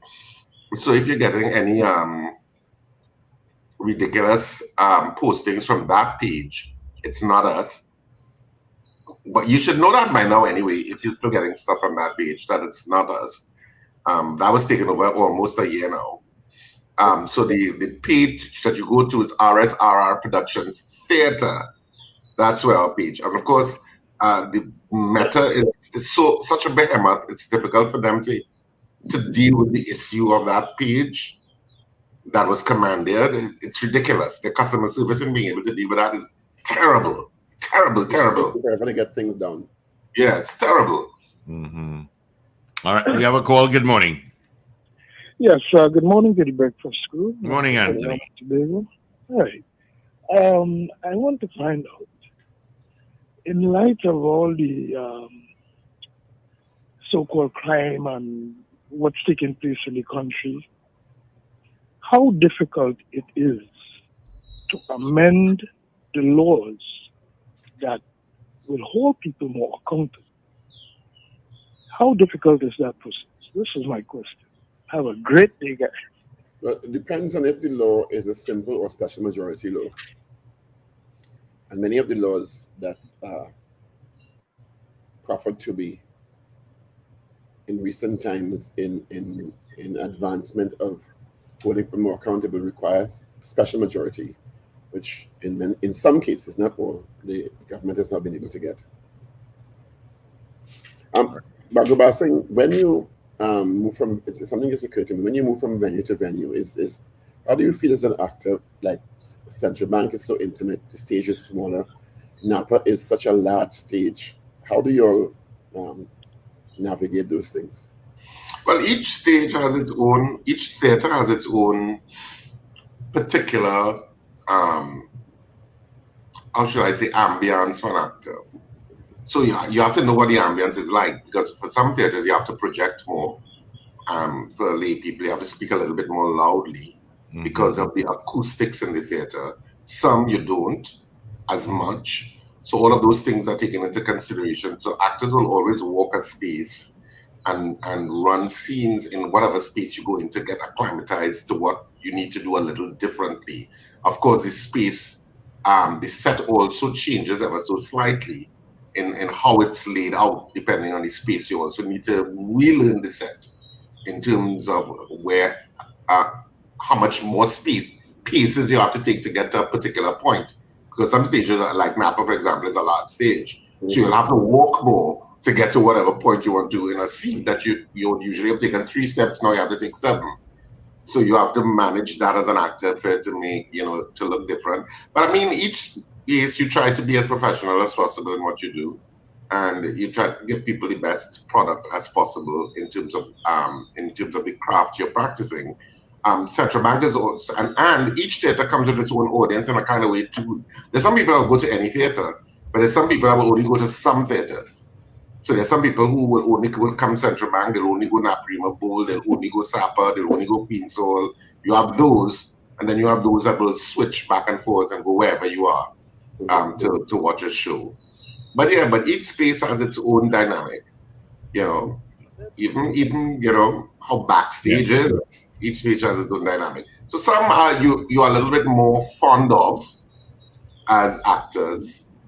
Central Bank always holds a special place because it was one of the first spaces, together with Queen's Hall in its own way. But Central Bank always had that intimate feel, and it's been around so long. And the audience is right there next to you. So it's a place that a lot of actors like. Naprima Bowl has its own warmth and history too that a lot of actors like, that they feel at home in a particular way at Naprima Bowl, because it also has a feel too, in terms of the theatre. All right, we have some calls coming through. Good morning. Good morning, gentlemen. Hi. Good morning. Richard, I agree with you with that Central Bank thing. I really enjoy plays there. Okay. I never knew when you hit a TMTech pole, you had to repair it. I found that out in the late 70s when a little boy, 11 years old, took his mom's car, went to a party in the east. Coming back, when he reached, because he was living down by in the Vale here, and when he reached by the big tree, well, he didn't navigate properly, and he hit the lamppost on that turn and ended up down in the river. That boy didn't even sit come an entrance yet, and he died. Boy, that was something. And his parents told my parents that TNTech contacted them, and they had to pay to repair or replace the pole, whatever. I don't know what they did. So that is something I learned. You hit a TNTech pole, you have to repair it. I don't know if it still goes, but I have no idea.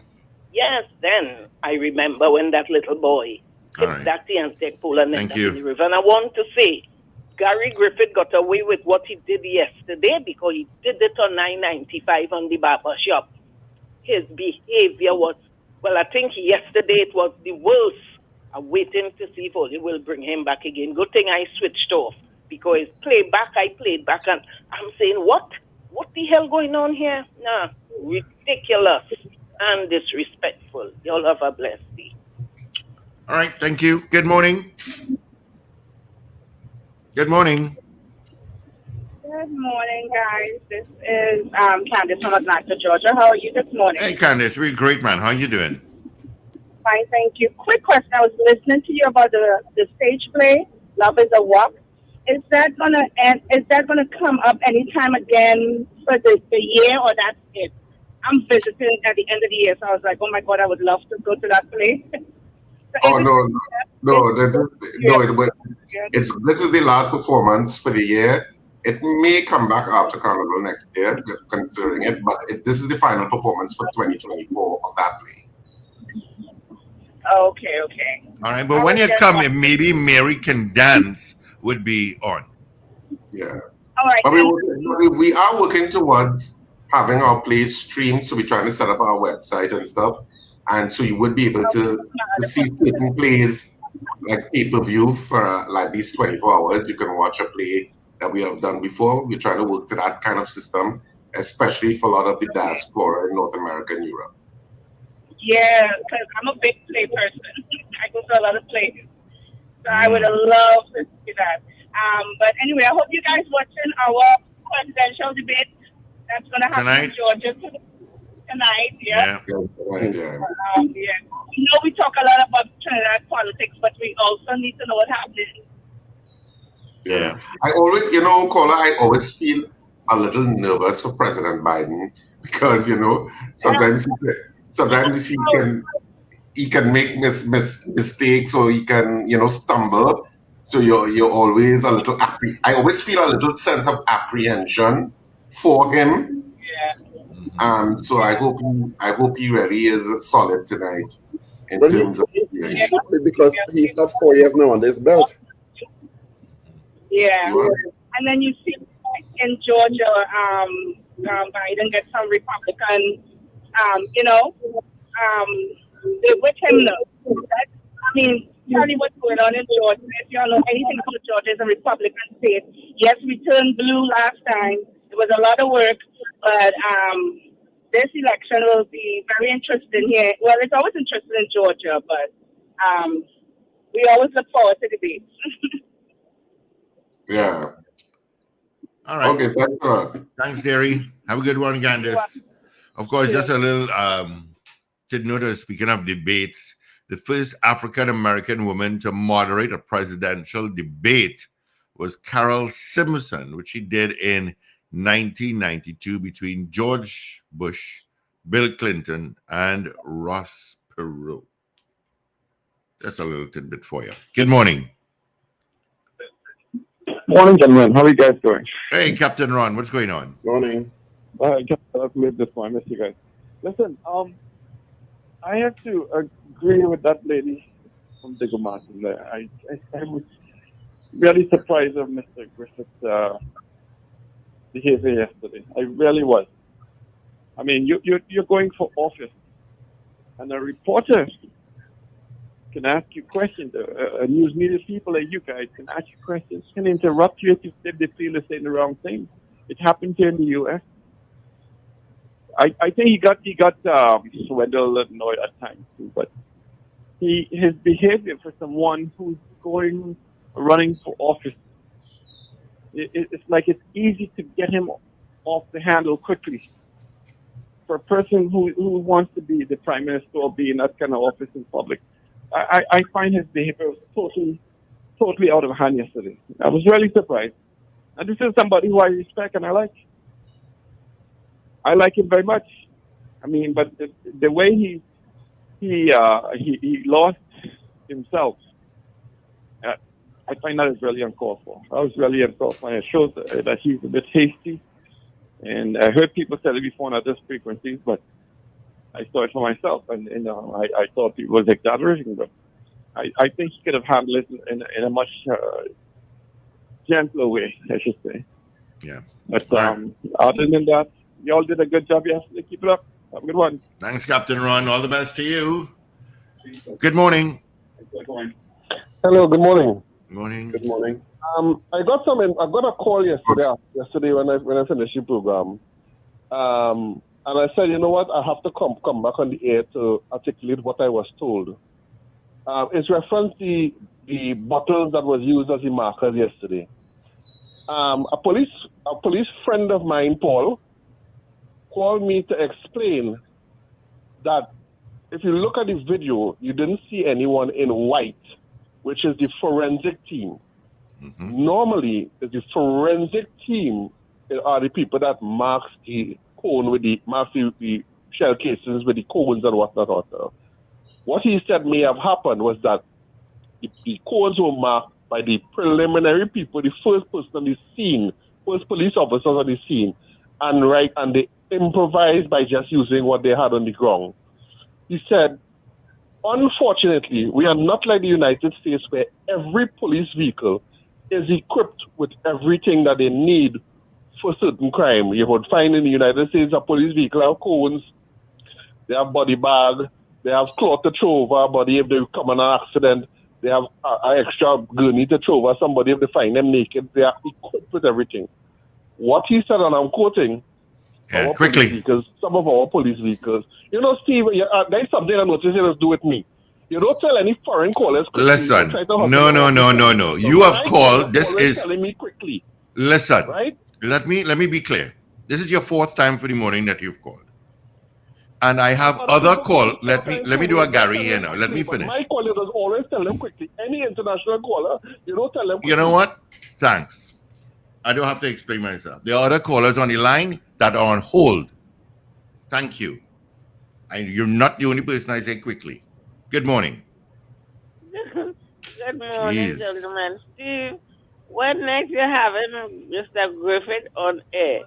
Announce it early now so I can get a late sleep that day, please. Thanks, Mr. San Fernando. 222-8255, toll free North Americans, 866-525-1099. Good morning. Good morning, Steve. Morning, pal. How are you going? Yeah, cool. Was it Richard Ragoobarsingh or Wendell talking about theaters just now? Different venues? Is we talking theaters? Who else? Is Richard? Yeah, I just wanted to know, he didn't mention one of the more prominent theaters that we know. What about what's happening with the Little Carib Theater? Could he shed some light on that? Well, Little Carib Theater is utilized by some companies. We don't utilize it much because it's a much smaller theater. It seats roughly 200, 225. And so we don't utilize it as much. But it's still utilized by some events do use Little Carib, depending on if they want that small, intimate kind of. It could also be some of the more intimate ones, you know. Yeah. So some of these very small, intimate kind of, if they want a really intimate audience, people will gravitate towards Little Carib, but it still exists, yes. Oh, okay, thanks. All right, buddy. Thank you. Good morning. Good morning. Yes, good morning. Morning. Yes, I wanted to share something quickly about our crime situation here. I think that for one police commissioner, I think it is real work to manage and the finance and the distribution of workers and that kind of stuff. I think that what I was looking at is that for the East, we have a group for the East and a group for the West. In the East, you have a group of about 16 police officers with a sergeant that is entitled for East, Northeast, Northwest, up to Central, West, Northwest, Southwest, and Central, and they deal specifically with the kind of crimes, with the murders and the gangs and that kind of stuff, specifically to that. And I think that might assist the police commissioner to have a better handle, because with each of these groups you will have now an inspector just for that purpose, to handle crime within those areas, between the East and those areas and the West and those areas. I don't know, just a suggestion. Thank you. All right, pal. Thank you. 222-8255, toll free North Americans, 866-525-1099. Captain Ron is in Orlando. Oh, he's home today. Okay, so there you go.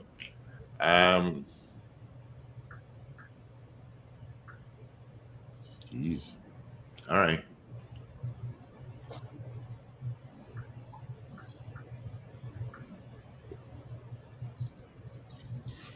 So we're still taking your calls. Of course, we are also waiting for Dr. Nan Gadsby-Dolly to join us. Yeah, I've called a few times. I've messaged. For some reason, is it my imagination, or is she reluctant to come on the show? I think she's reluctant to come on the show. I wonder why.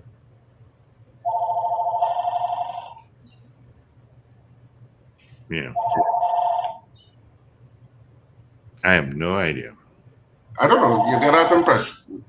Yeah. Elections coming around, guaranteed. They'll be knocking on our door. No, you just get that impression. It's oftentimes we need to discuss things in the education sphere. Yeah. And I mean, Paul would usually take the lead on those things. So I don't know if it's something with Paul and her. I don't know. Paul?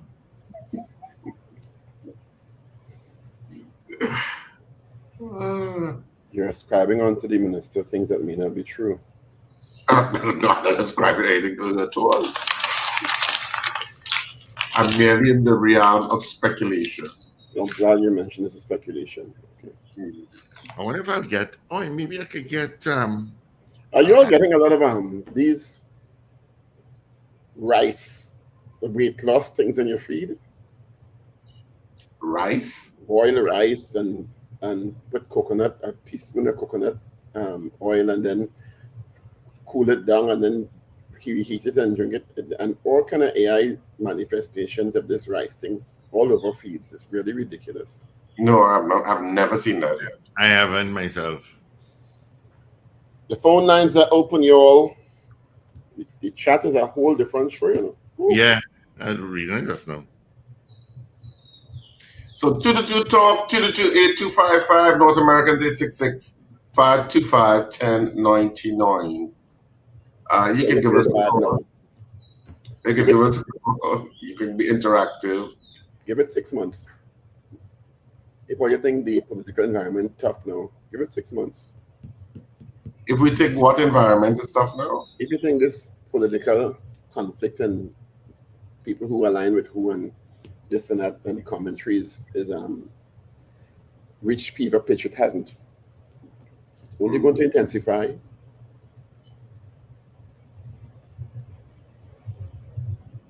Never a dull moment.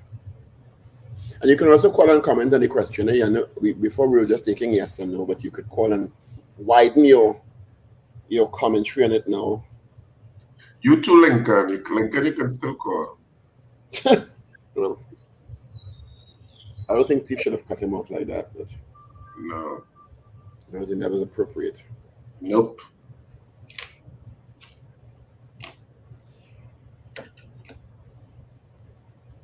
Good morning. Good morning. Good morning. Gentlemen. Good morning, Gordon. Good morning to everyone in the studio. Morning, this is pal. Slick Money Grip. This is Slick Money Grip? Yep. You called once before, did you? Nope. Did you I was first? trying to call. I've never heard your voice before. I thought Slick Money Grip was of the opposite sex, but okay, And, now and we where know. does that name come from? Because Lick money grip. Mhm. It's a US terminology when you deal with money. Okay. I don't have any, so I won't know that. All right. I only have two questions. How is Miss Evie and Gary Cameo? I'm a good friend Gary of Gary, is but I can't doing. reach I'll him. start with Gary. He's doing a lot better. Thank God. I've tried to go visit him on the weekend, but I didn't get it. I couldn't find the ward or whatever it was. I don't know where he was. All right. I will try again today to go and see him. Beautiful. But he's doing really well. And from where he was on the weekend till now, drastic improvement. It's much better. Drastic All right, improvement. thank you. And Miss Evie? Paul can answer Evie. I communicated with her this morning. She's coming along. Thank you very much. I used to be good friends with Chris Sion and his father back in the days when I used to live in Trinidad. Although I retired and come back home, but I listen to your program every day, and I'm thankful. You guys crack me up sometimes. Sometimes I'm a little peeved, but nevertheless, it's a great program. We like to elicit all sorts of emotional responses. I know. Sometimes I get, but I don't know, Dr. Paul, how do you put up with these people sitting in front of you in that Senate? I don't know. Do you wear earplugs sometimes? 7:51. Bye. You can borrow my Bose headphones. All right, Slick Money Grip. Thank you for calling. You know, tell Wendell I'll visit him soon. All right, he's at Rumbox today. Okay, beautiful. All righty. Take care. Bye-bye. Take care. Bye-bye. Yeah, I only knew about Gary actually last night. Did you really? Okay. Yeah, only last night I heard about Gary, and I was like, what? Yeah, He's doing he's doing it's really great to hear that he's doing better, you know. Yeah. You know, it was Gary is a colleague of ours in our marketing department and collapsed while he was in church, not this Sunday, Sunday before. And he was rushed to the medical Mount Hope. And one, from what I heard, is that, how did I reach here? He doesn't know how he got to Mount Hope. How did I reach here? But he's going well. Got a message from his sister and Pamela. Thank you so much, Pam. He's doing really well. I really tried twice to go and see him, but that Mount Hope Hospital is huge. It is huge. And I walk in the corridor and I hear a lady screaming, and I see some people watching. I'm going, what's going on here, boy? Oof. Good morning. Yeah, morning. Morning, Mr. P. You know, I was Steve, watching. you need to tell Mr. Patrick, keep it quick for egalitarian purposes. Yes, definitely. Go ahead, Mr. Patrick. Yeah, I look at the education system in Trinidad and Tobago. Mm-hmm. A lot of children will be getting results midnight tonight. A lot of children will be graduating. Or graduated already. Yeah, a lot of children will be leaving the school system now and end up in different places. You know, I'm meeting a lot of young people who have left school and they can't get jobs and things, boy. Yeah, they have a lot of that that. place in Trinidad for people with all these degrees and masters and things, right?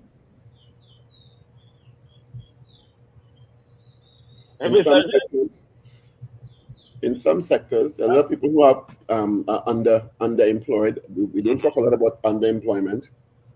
You have a lot of that going on. Particular level, but you have to take a job that is what is generally below your qualifications and experience. But it's not exclusive to here.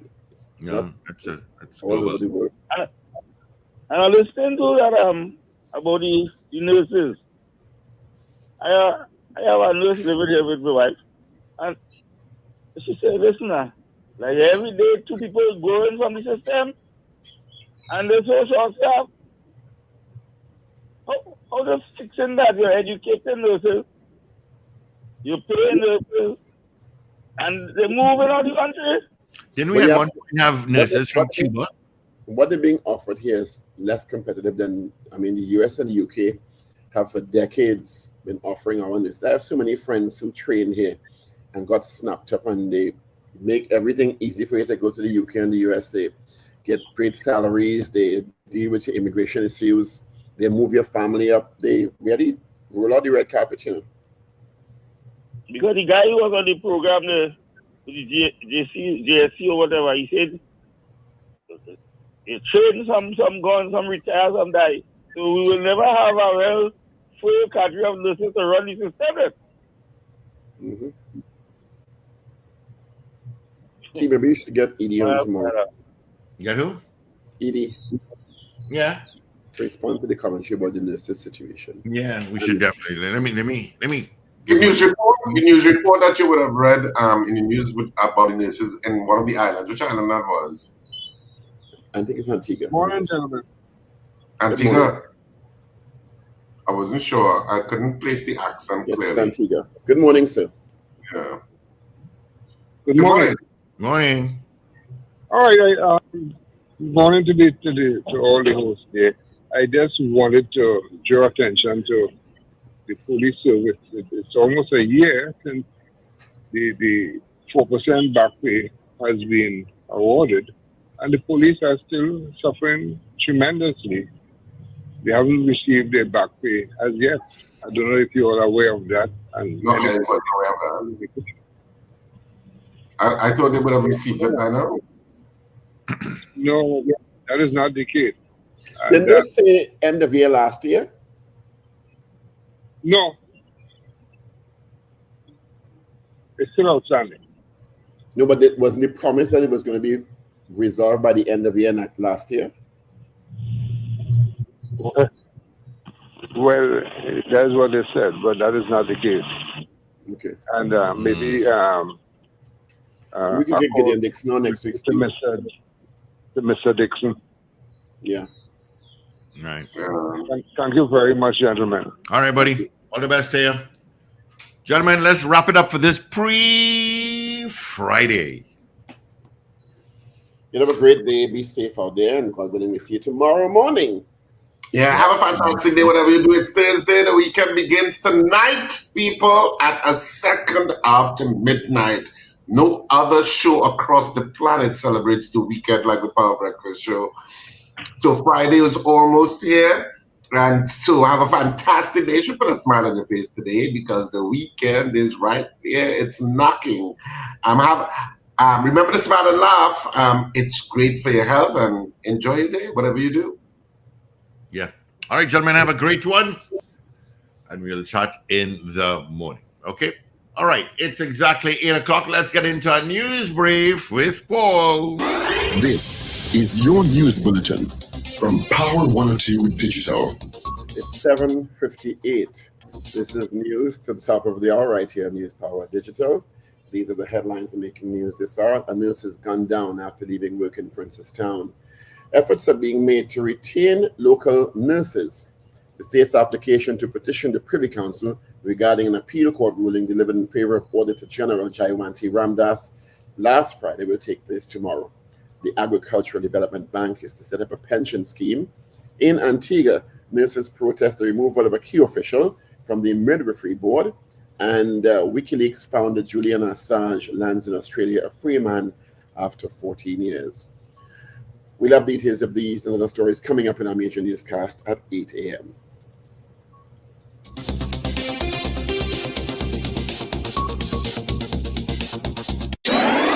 Up to date and credible.